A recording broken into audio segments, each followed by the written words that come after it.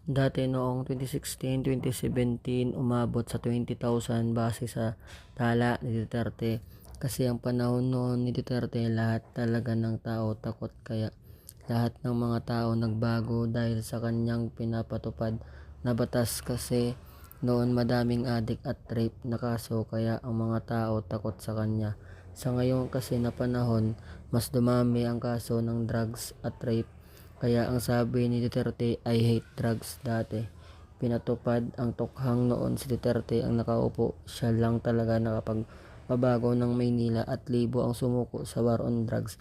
Si Duterte ay matapang na tao at bilis ito kumalat sa iba-ibang lugar. Kaya ito dumami at bandang huli nung hindi na naging siyang na Pangulo, ito ay pinapunta sa ICC at kinukumpirma kung siya ba talaga nag-utos sa mga pulis nung war on drugs na patayin ang mga adik, at pangako noon ni Duterte na linisin ang Pilipinas. Malaman ng iba't ibang mga tao at tahimik silang nagbebenta at ang sa ibang lugar binabagsak nila sa Pilipinas, kaya dumami ang kaso.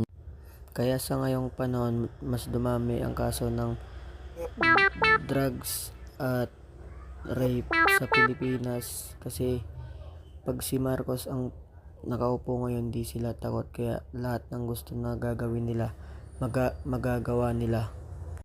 Kaya ang sabi ni Duterte, pagkatapos sa termino niya, ubusin niya muna yung mga adik sa Pilipinas bago siya umalis.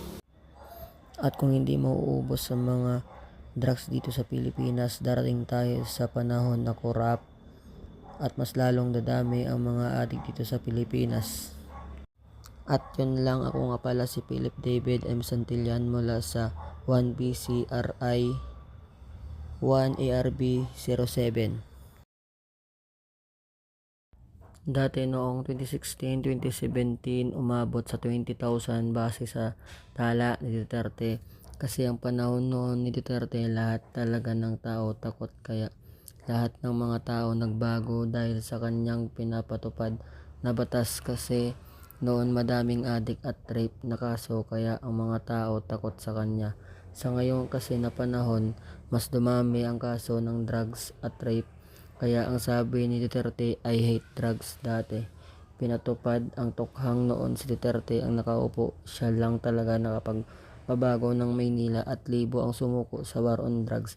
Si Duterte ay matapang na tao at bilis ito kumalat sa iba-ibang lugar. Kaya ito dumami at bandang huli nung hindi na naging siyang na Pangulo, ito ay pinapunta sa